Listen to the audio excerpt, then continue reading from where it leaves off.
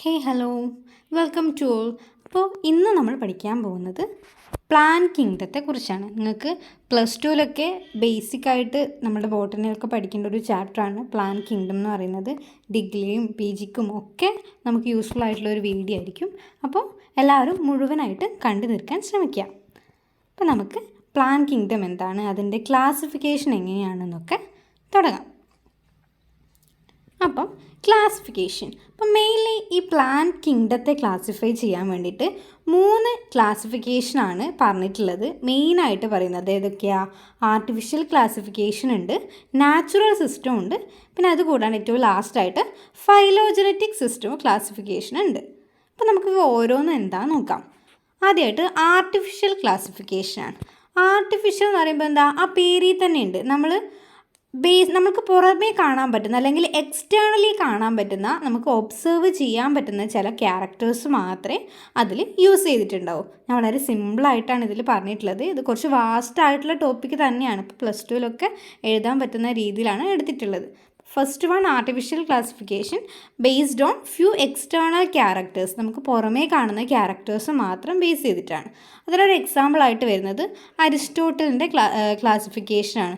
Aristotle എന്താ ചെയ്തത്? പ്ലാന്റ്സിനെ trees, herbs, shrubs, അതായത് കാണാൻ കുറച്ചും കൂടി വലുതായിരിക്കും ട്രീസ്, അതിൻ്റെ കുറച്ച് താഴെയുള്ളതാണ് ഷ്രബ്സ്, അതിന് ഏറ്റവും താഴെയുള്ളതാണ് ഹെർബ്സ് എന്ന് പറയുന്നത്. നമ്മളുടെ ഔഷധ സസ്യങ്ങളൊക്കെ ഹെർബ്സിൽ വരുന്നത്.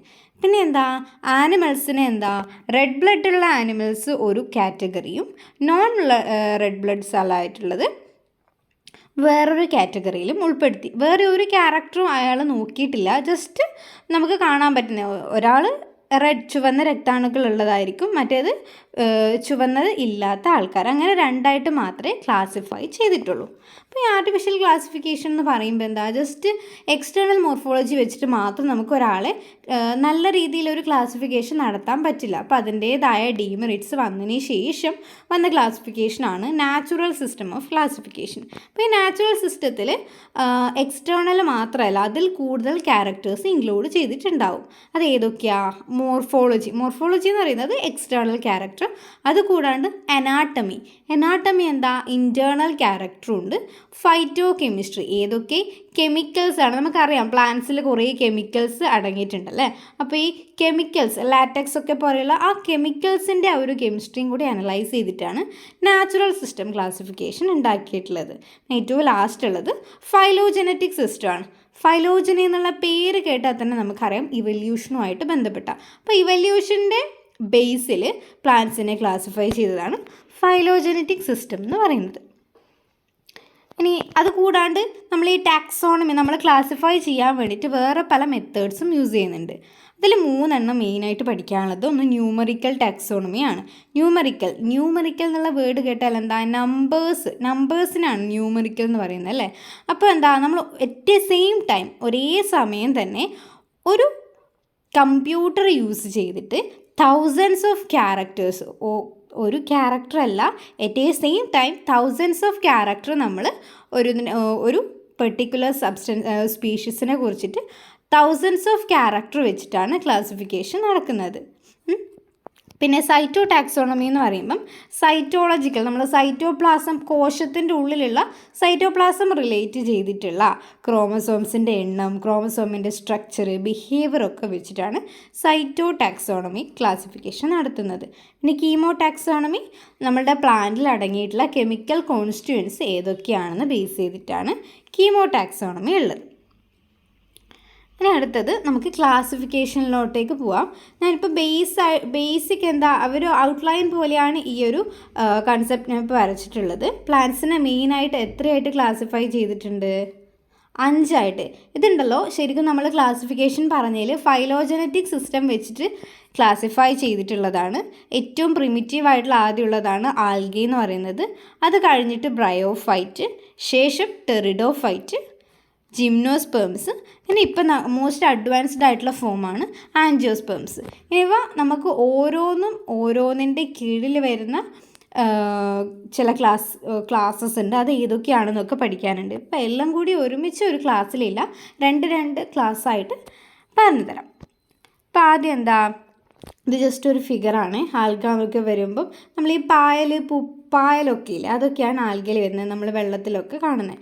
പ്രയോഫൈറ്റ്സ് എന്ന് പറയുമ്പം നിങ്ങൾ കണ്ടിട്ടുണ്ടാവും, മുറ്റത്തൊക്കെ ഉണ്ടാവും ഒരു പൂ വിരിച്ച പോലെ, അല്ലെങ്കിൽ ഒരു പൂക്കൾ ഇട്ട പോലെ ഉണ്ടാവും, ഒരു ഗ്രീൻ കളറിലായിട്ട്.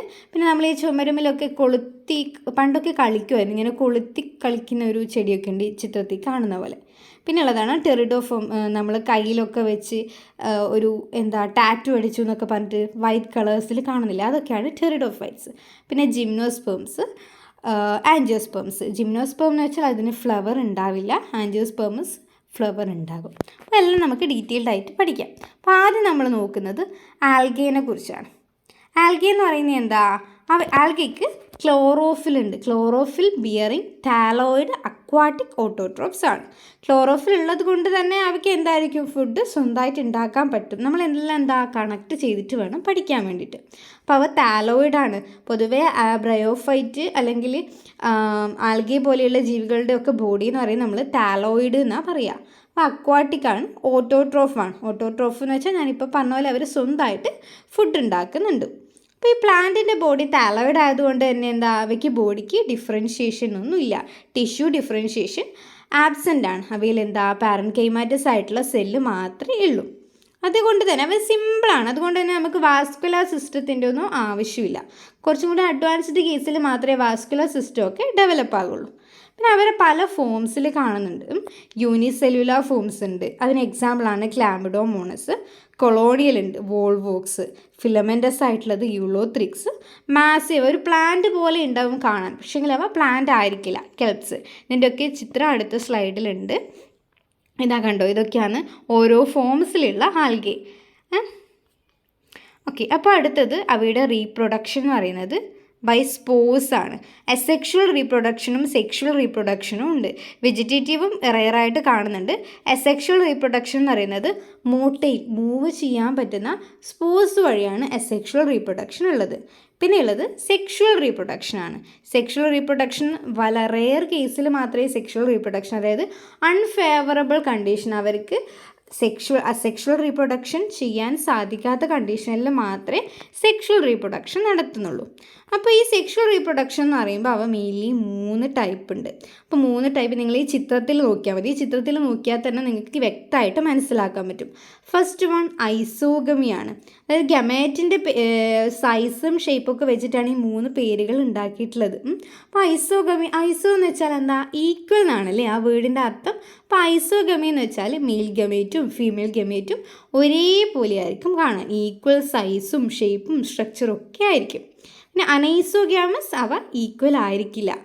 ഫീമെയിൽ എന്ന് പറയുന്നത് ലാർജ് ആയിരിക്കും, മെയിൽ എന്ന് പറയുന്നത് സ്മോൾ ആയിരിക്കും. പക്ഷെ രണ്ടും മോട്ടയിലാണ്, 2 പേർക്ക് മൂവ് ചെയ്യാൻ വേണ്ടി പറ്റും. പക്ഷെ ഊഗ്യാമസ് എന്ന് പറയുമ്പം കാണുമ്പോൾ നമുക്ക് അനൈസോഗമി പോലെ തന്നെ ഉണ്ട്, ഒരു വ്യത്യാസം മാത്രമേ ഉള്ളൂ. അവിടെ എഗ്ഗ് എന്ന് പറയുന്നത് സ്റ്റേഷനറി ആണ്, എഗ്ഗിന് മൂവ് ചെയ്യാൻ വേണ്ടി പറ്റില്ല, സ്പേം മാത്രമേ മൂവ് ചെയ്യുള്ളൂ. അപ്പോൾ നമ്മൾ എഴുതുമ്പോൾ ഒക്കെ ചിത്രം വരച്ചാൽ നമുക്ക് മാർക്കൊക്കെ കിട്ടാൻ ഈസി ആയിരിക്കും. അടുത്തത് ആൽഗയുടെ ഇമ്പോർട്ടൻസ് എന്താ? ആൽഗയ്ക്ക് മെജോറിറ്റി ആൽഗ എന്ന് പറയുന്നത് ഓട്ടോട്രോപ്സ് ആണെന്നൊക്കെ പറഞ്ഞിട്ടുണ്ട്. അപ്പോൾ അവ എന്തിനൊക്കെ ഹെൽപ്പ് ചെയ്യുന്നു നോക്കാം. ഒന്ന്, നമ്മളുടെ എർത്തിലുള്ള കാർബൺ ഡൈ ഓക്സൈഡിൻ്റെ ഫിക്സേഷൻ്റെ ഒരു പകുതി ഭാഗവും ക്യാരി ചെയ്യുന്നത് നമ്മളുടെ ആൽഗയാണ്. കാർബൺ ഡൈ ഓക്സൈഡ് ഫിക്സേഷൻ്റെ ഹാഫ് പോർഷനും ക്യാരി ചെയ്യുന്നത് ആൽഗയാണ്. പിന്നെ നമ്മളുടെ അക്വാട്ടിക് എക്കോസിസ്റ്റത്തിൽ ഡിസോൾഡ് ഓക്സിജൻ്റെ അളവ് കൂട്ടുന്നതും ആൽഗയാണ്. പിന്നെ പ്രൈമറി പ്രൊഡ്യൂസേഴ്സ് അക്വാട്ടിക് എക്കോസിസ്റ്റത്തിൽ ഓട്ടോട്രോഫ് ആയതുകൊണ്ട് തന്നെ പ്രൈമറി ഏറ്റവും ഫസ്റ്റ് ഫുഡ് ഉണ്ടാക്കുന്നത് നമ്മളുടെ ആൽഗേ ആയിരിക്കും. ഇനി ഓരോ എക്സാമ്പിൾസ് വെച്ചിട്ടുള്ളതാണ്. ഇപ്പോൾ ഈ ക്ലോറെല്ല എന്നൊക്കെ പറയുന്നത് ഭയങ്കര ഇമ്പോർട്ടൻ്റ് ആയിട്ടുള്ള ഒരു ആൽഗയാണ്. ആ ക്ലോറെല്ല എന്ന് പറയുന്നത് പ്രോട്ടീൻ റിച്ച് ആയിട്ടുള്ള യൂണിസെല്ലുലാർ ആൽഗയാണ്. അപ്പോൾ ഈ സ്പേസിൽ ബഹിരാകാശത്തൊക്കെ പോകുന്ന സമയത്ത് ഫുഡ് സപ്ലിമെൻ്റ് ആയിട്ട് നമ്മളുടെ ആൽഗയാണ് മെയിൻലി യൂസ് ചെയ്യുന്നത്. അടുത്തതാണ് ലാമിനേറിയ ആൻഡ് സർഗം. സർഗാസം. ലാമിനേറിയയും സർഗാസും ഒക്കെ എന്താ ഫുഡായിട്ട് നമ്മൾ ഈ ജപ്പാൻ അങ്ങോട്ടൊക്കെ ഉള്ള കേസിൽ ആൽഗയൊക്കെ എന്താ ഡ്രൈ ചെയ്തിട്ട് ഇവയുടെ ലീഫൊക്കെ ഫുഡായിട്ട് യൂസ് ചെയ്യുന്നുണ്ട്. നെക്സ്റ്റ് ആണ് അഗാർ. മോസ്റ്റ് കൊമേഴ്ഷ്യലി ഇമ്പോർട്ടൻ്റ് ആയിട്ടുള്ള, അതായത് നമ്മൾ ഈ ഐസ്ക്രീംസിലും ജെല്ലീസൊക്കെ ഉണ്ടാക്കാൻ വേണ്ടി യൂസ് ചെയ്യുന്നതാണ് അഗാർ. അത്രയും ഇൻഡസ്ട്രിയൽ ഇമ്പോർട്ടൻ്റ് ആയിട്ടുള്ള അഗാർ ഉണ്ടാക്കുന്നത് ഇമ്പോർട്ടൻ്റ് ആയിട്ടുള്ള 2 ആൽഗേന്നാണ്. അപ്പോൾ ഏതൊക്കെയാണ്? Gelidium and ഗ്രാസിലേരിയ. പിന്നെ നമ്മളുടെ ബാക്ടീരിയാസൊക്കെ വളർത്താൻ വേണ്ടിയിട്ടുള്ള ന്യൂട്രിയൻ്റ് മീഡിയത്തിലും അഗാർ യൂസ് ചെയ്യുന്നുണ്ട്. പിന്നെയുള്ളത് ഇവ വാട്ടർ ഹോൾഡിങ് സബ്സ്റ്റൻസസ് ആയിട്ടുള്ള ഹൈഡ്രോകൊളോയിഡ്സ് ആയിട്ട് യൂസ് ചെയ്യുന്നുണ്ട്. ഈ കെരാജിൻ, ആൽജിൻ ഒക്കെ പോലെയുള്ളത്. അതൊക്കെയാണ് നിങ്ങൾ പിക്ചേഴ്സിൽ കൊടുത്തിട്ടുണ്ട് കേട്ടോ. ലാമിനേറിയം ഒക്കെയാണ് പിക്ചേഴ്സിൽ കൊടുത്തിട്ടുള്ളത്. പിന്നെ കെരാജിനും. പിന്നെയുള്ളത് ആൽഗയുടെ ക്ലാസ്സസ് ആണ്. അപ്പോൾ ഈ ക്ലാസ്സസ് ഓഫ് ആൽഗ എന്ന് പറയുന്നത് മെയിൻലി കുറേ ടൈപ്പ് ഉണ്ട്. ഇതിൽ പറഞ്ഞിട്ടുള്ളത് ക്ലോറോഫൈസി, ഫിയോഫൈസി, റോഡോഫൈസി ഒക്കെയാണ്. അപ്പം ഈ 3 ടൈപ്പ് ഓഫ് ക്ലാസ്സസ് ഓഫ് ആൽഗിനെ കുറിച്ച് ഡീറ്റെയിൽഡ് ആയിട്ട് പഠിക്കുന്നുണ്ട്.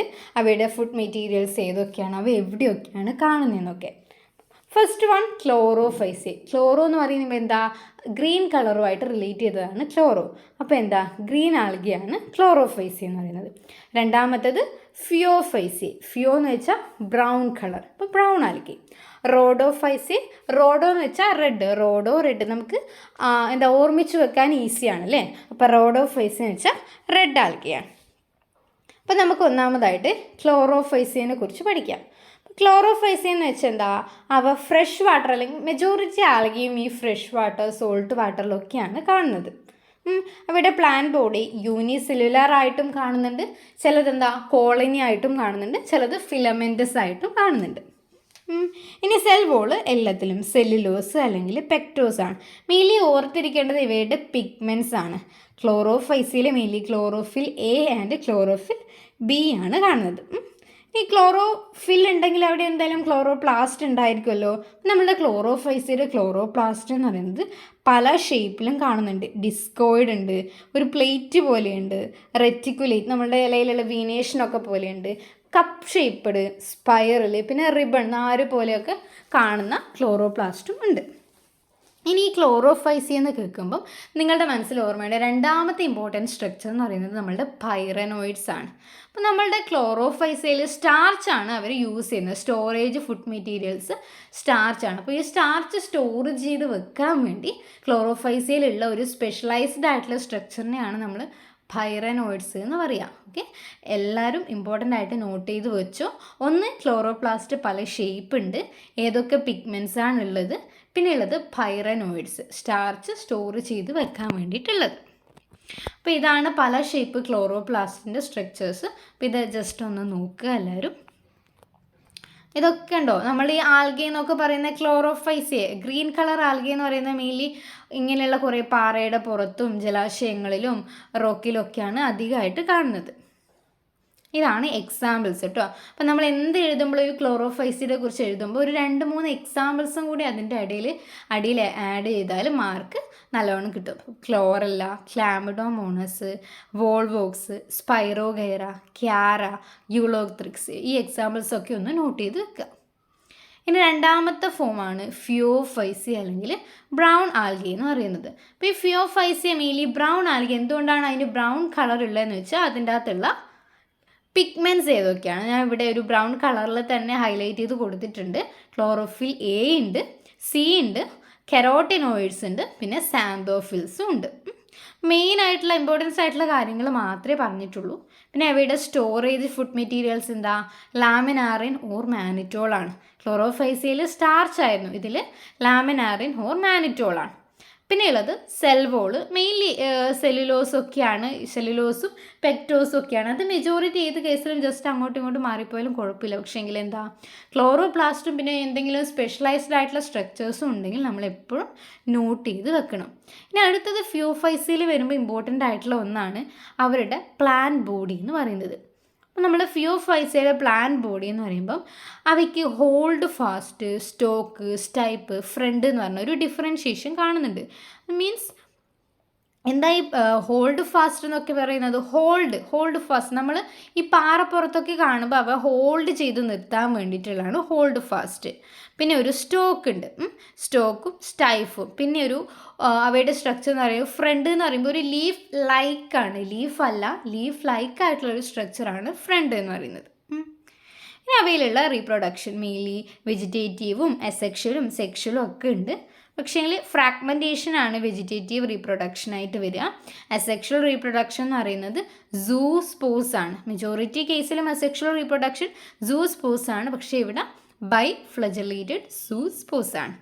സെക്ഷൽ റീപ്രൊഡക്ഷൻ 3 കേസ് നമ്മൾ നേരത്തെ പഠിച്ച ഐസോ, അനൈസോ അല്ലെങ്കിൽ ഊഗ്യാമസിലും നടക്കുന്നുണ്ട്. എക്സാമ്പിൾ നോട്ട് ചെയ്ത് വെച്ചോളുക. അതിൻ്റെ പിക്ചേഴ്സും താഴെ കൊടുത്തിട്ടുണ്ട്. Ectocarpus, Laminaria, fucus, ഡിക്റ്റിയോട്ട.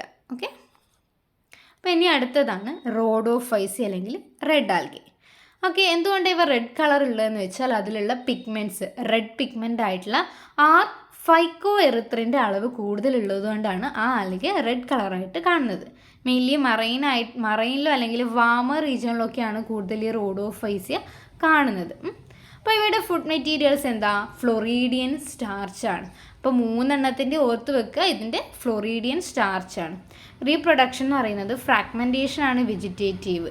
പിന്നെ അസെക്ഷൽ റീപ്രൊഡക്ഷൻ വരുമ്പം നോൺ മോട്ടൈൽ സ്പോസ് ആണ്. നമ്മൾ ഫിയോഫൈസിയ പഠിച്ചപ്പോൾ അവിടെ മോട്ടൈൽ ആയിട്ടുള്ള സൂസ്പോസ് ആണ് പഠിച്ചിട്ടുണ്ട്. പക്ഷേ റോഡോഫൈസിയയിൽ എന്താ? നോൺ മോട്ടൈൽ സ്പോസ് ആണ്. സെക്ഷൽ റീപ്രൊഡക്ഷൻ ഊഗ്യാമസ് മാത്രമേ ഉള്ളൂ. സെക്ഷൽ റീപ്രൊഡക്ഷൻ ഊഗ്യാമസ് ടൈപ്പ് മാത്രമേ ഉള്ളൂ. അപ്പോൾ ഇതാണ് അതിൻ്റെ എക്സാമ്പിൾസ്. പോഫൈറ, പോളിസിഫോണിയ, Gracilaria, Gelidium. കണ്ട എല്ലാം നല്ല റെഡ് കളർ, നല്ല ബ്യൂട്ടിഫുൾ ആയിട്ടാണല്ലേ കാണാനുള്ളത്. ഓക്കെ, അപ്പോൾ ഇപ്പോൾ നമ്മൾ പഠിച്ച 3 ഒന്ന് കൺക്ലൂഡ് ചെയ്തിട്ടൊരു ടേബിളാക്കി. നിങ്ങൾ ഈ ടേബിളാക്കി പഠിക്കുന്നതായിരിക്കും കുറച്ചും കൂടി നിങ്ങളുടെ ഓർമ്മയിൽ നിൽക്കാൻ വേണ്ടിയിട്ട് നല്ലത്. അപ്പം 3 ടൈപ്പ് ആൽഗെ കൊടുത്തിട്ടുണ്ട്. ആൽഗയുടെ കളർ ആ പേര് വെച്ചിട്ട് തന്നെയാണ് കൊടുത്തിട്ടുള്ളത്. പിന്നെ അതിൻ്റെ പിഗ്മെൻറ്റ്സ് എന്തുകൊണ്ടാണ്? ക്ലോറോഫൈസിയ, ക്ലോറോഫിൽ എ, ബി, കെരോട്ടിനോയിഡ് എയുടെ അളവ് കൂടുതലുള്ളതുകൊണ്ടാണ്. ഫിയോഫൈസിയയിലോ ഫ്യൂക്കോസാന്തിൻ ഉള്ളതുകൊണ്ടാണ് ബ്രൗൺ കളർ.